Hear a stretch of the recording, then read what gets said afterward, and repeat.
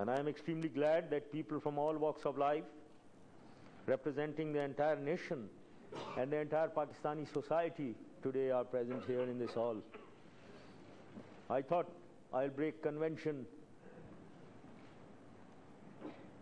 and take this opportunity to give my views on the present situation to all this august gathering.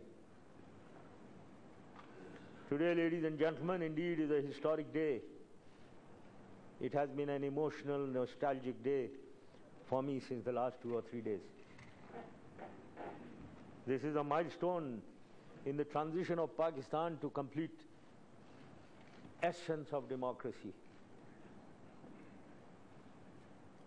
I have given up my position as the Chief of Army Staff after 46 years in uniform.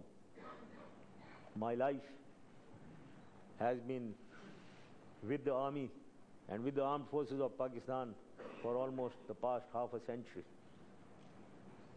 I enjoyed every moment of my command of one of the greatest armies of the world, an army which gets involved in national development, reconstruction, protection, progress at every level, because it is one of the greatest armies of the world.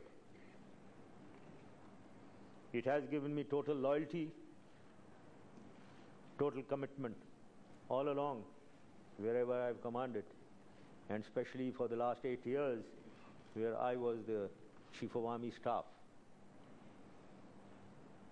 I shall cherish this memory of this command, because I have, over these years, seen action with them, seen wars with them, seen death with them, faced death with them. This memory of the dangers, hardships that I have suffered with them will be a part of my life forever. General Kiani now takes over from me. He has taken over. I know General Kiani since the last 2 decades. He has served under me. I know he is an officer of great professional acumen and qualities, and I know that he will lead the army as well, if not better, than what I did. I have full faith and trust in him, and I have no doubt that the army remains committed to whatever role it is playing in national building and in the protection of the nation. I wish him success, and I am sure that Pakistan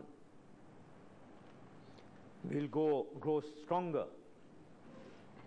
with me as a civilian president and General Kiani as the army chief.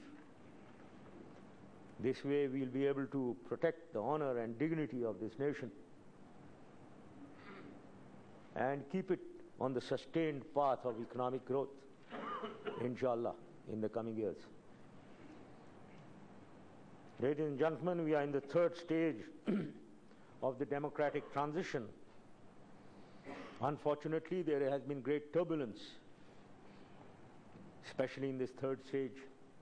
Otherwise, all along these 8 years, when I came on the scene in '99, we have never had a dull moment, actually. But in these last few months, we have had an excessive degree of turbulence. But I have an inner conviction that we will succeed and we will come out of all this turbulence and keep taking Pakistan forward on the path that we are already following. In these 8 turbulent years, ladies and gentlemen, as I said, the democratic transition had its phase 1 between '99 and 2002 for 3 years, And in these 3 years, we had to revive the economy of Pakistan and take it forward from a failed state to a thriving nation, which, alhamdulillah, I am proud of the fact that we did.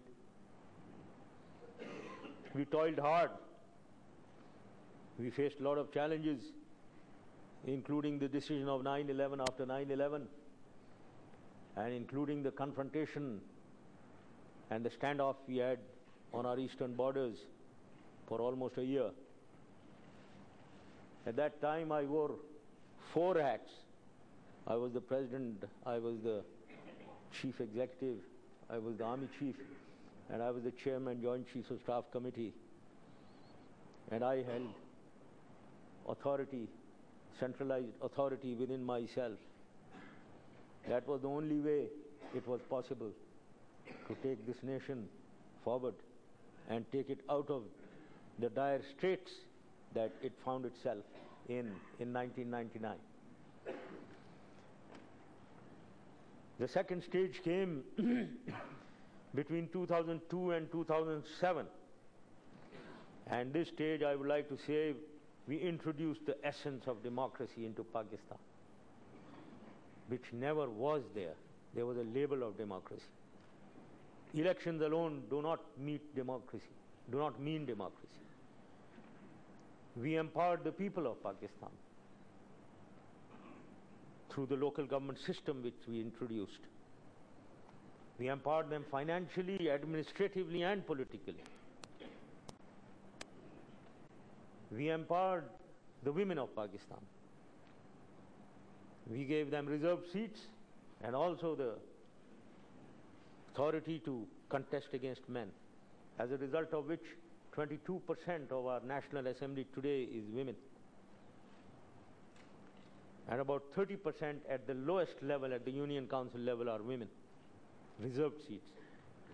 We empowered the minorities of Pakistan. We gave them joint electorate and the double advantage of also fixed seats, reserved seats. We empowered the youth of Pakistan by reducing the voting age from 21 to 18. Then we went on to have elections for the Senate, for the National Assemblies, for the provincial assemblies. We liberated the media. We allowed them freedom of expression. We introduced private channels. We allowed private channels in the electronic media. And this was the time, ladies and gentlemen, which according to the Constitution that allowed me, I wore 2 hats. I was the president and the army chief.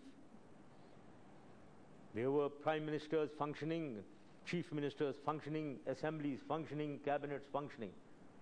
I was only overseeing. We then moved on to stage 3, and we are in stage 3 now. And I think it's going to last up to January. This involved presidential elections. This involved the issue of my uniform. This involved holding of general elections.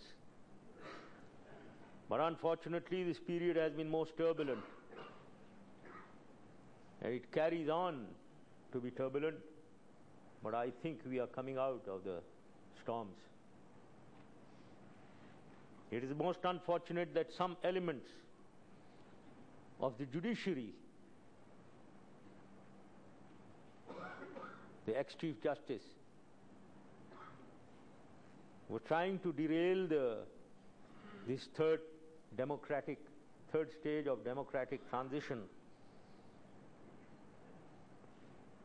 maybe through what we feel a well thought out conspiracy. The most unfortunate part of this transition, with all my intentions of giving up my position as Chief of Army Staff, because that is what I had been saying all along, because the Constitution and the people of Pakistan all the parliaments of Pakistan allowed me to hold this position up to 15 November with all my noble intentions of following the constitution, removing my uniform on the 15th of November, holding elections in accordance with the constitution of Pakistan. This was being derailed. And unfortunately, all their action, this conspiracy was impacting negatively on the functioning of the executive and also on the sovereignty of the parliament.